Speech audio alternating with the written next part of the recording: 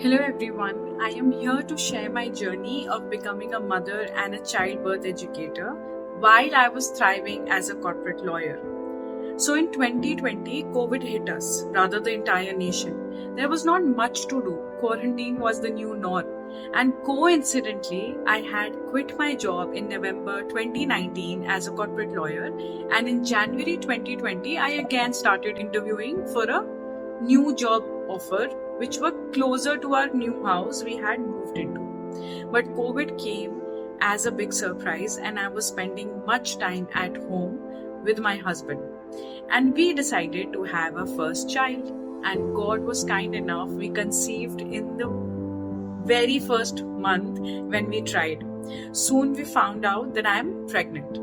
It was not until I was approaching high risk pregnancy that I realized how much risk, fear, and anxiety can fill me up. I really needed to know so much. I wanted answers to all new issues cropping up, which was all okay up until 6 months. From 7th month onwards, I started getting blood thinners in my stomach, developed hypertension, weight gain issues, edema, amniotic fluid went low, my baby's abdominal growth was behind. Doctor told me I might have to be operated after 32 weeks if this continues, and for 100 days or so, your baby will stay in NICU. And it was devastating. 2 emergency hospital admissions after that, and the best part was there was nothing that I could do. And I was asked not to stress at all because that will stress your pregnancy more. Well, I told myself one thing: the less you know, the more you fear. So I curiously distracted myself by reading a lot of books, watching every video of mothers who went through the same. I attended a childbirth class and it helped me with my anxiety.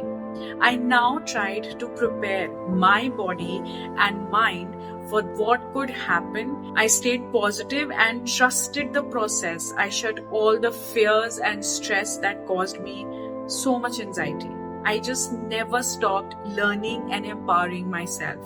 And on 25th January 2021, I gave birth to my beautiful daughter, Saira Kaushik Garg, and my life changed forever.